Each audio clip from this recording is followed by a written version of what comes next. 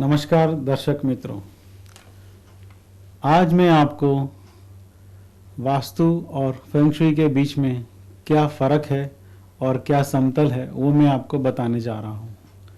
वास्तुशास्त्र में आमतौर पे ऐसा माना गया है कि पॉजिटिव एनर्जी जो ऊर्जा है वो ईशान से निकलती है और नैऋत्य की तरफ जाती है, लेकिन फेंग शुई में एक अलग तरीके से उन्होंने इसका निर्माण किया है।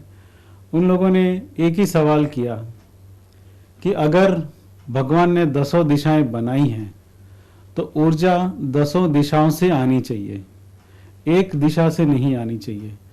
तो इस चीज को लेके उन्होंने अपना फेंग शुई का एक निर्माण किया है। वास्तु में और compass school of feng shui के अंदर बहुत कुछ सरखा है, एक जैसा है। जैसे उसमें भी उत्तर दिशा में पानी की जगह बताई गई है, वैसे अपने शास्त्र में भी है। उसमें दक्षिण दिशा में अग्नि को लिया है, अपने शास्त्रों में अग्नि दिशा में अग्नि लिया हुआ है। उनके फेंग शुई के अंदर अग्नि दिशा में लकड़ी का तत्व लिया हुआ है और नैऋत्य में पृथ्वी तत्व लिया हुआ है। अपने शास्त्र में भी नैऋत्य में पृथ्वी तत्व लिया हुआ है। ये थोड़ा एक सरखा जैसा शास्त्र यहाँ पे दिखाई देता है, लेकिन जैसे जैसे हम इस शास्त्र की गहराई में जाते हैं इसमें बहुत कुछ फर्क नजर आता है। इसमें फेंग शुई में हम ऐसा कहते हैं कि किचन हम कहीं भी रख सकते हैं। उसकी जो गिनती है, उसका जो गणित है वो फ्लाइंग स्टार से हम लोग करते हैं। और पानी कहाँ से अंदर आना चाहिए और कहाँ से निकलना चाहिए, पानी निकाल का भी इसके अंदर गणित बहुत अच्छा है, वो वाटर मेथड से हम करते हैं। हर एक दिशा के लिए, हर एक दिशा के घर के लिए अलग अलग गणित होता है, एक गणित नहीं चलता है।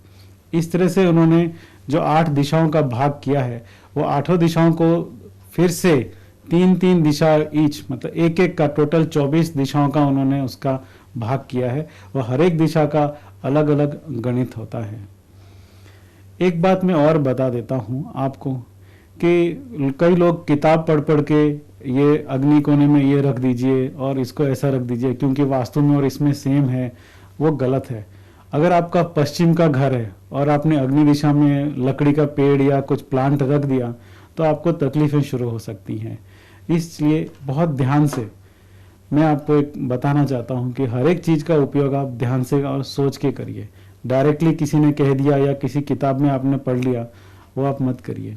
ये प्रोफेशनल क्लासेस के अंदर ही सिखाया जाता है कि कौन सी चीज़ कहाँ रखनी चाहिए, किताबों के अंदर से ये ज्ञान नहीं मिलता है। दूसरी बात मैं आपको एक और बताना चाहता हूँ कि फेंग शुई के अंदर इन लोगों ने कोई भी घर हो, कैसी भी दिशा हो, उसका निवारण, कोई भी तकलीफ हो उसका निवारण का इन लोगों ने बहुत अच्छी तरह रास्ता निकाला हुआ है। इसीलिए हम, जैसे मैंने आपको बताया कि फेंग शुई के अंदर सारी शक्तियों का हम लोग इस्तेमाल करते हैं। हम सारी शक्तियों को मिलजुल के लेके चलते हैं, किसी का भी हम खराब नहीं कर सकते, किसी के बारे में हम बुरा नहीं सोच सकते, सबको मिल के लेके चलना होता है। ये इसके अंदर एक बहुत अच्छी बात बताई गई है। अब मैं आपको फेंग शुई के अंदर और डिटेल में बताने जा रहा हूँ। फेंग शुई में यिन और यांग, अच्छा और बुरा, काला और सफ़ेद, इसका बहुत अच्छी तरह समतल किया गया है, एनर्जी का बैलेंस किया गया है। जिस तरह से हर एक इंसान के अंदर एक नारी का रूप होता है, हर एक नारी के अंदर एक इंसान, एक आदमी का रूप होता है। और कोई चीज़ मरती है तो जन्म लेने की तैयारी करती है, कोई चीज़ अगर जन्म लेती है तो मरने की तैयारी करती है। अगर दिन है तो रात होने वाली है और रात है तो दिन होने वाला है। इस चीज़ का जो कॉन्सेप्ट है, इस कॉन्सेप्ट को लेके फेंग शुई के अंदर हम लोगों ने इसका बहुत अच्छी तरह उपयोग किया गया है। जिस तरह से यिन ट्री मतलब पेड़, छोटा पेड़ और बड़ा पेड़, छोटा पृथ्वी और बड़ा पृथ्वी, छोटा पानी और बड़ा पानी। छोटा पानी मतलब एक गिलास भर के पानी, बड़ा पानी एक बहुत बड़ी झरना हो या एक नदी है, उनका अलग अलग उपयोग होता है।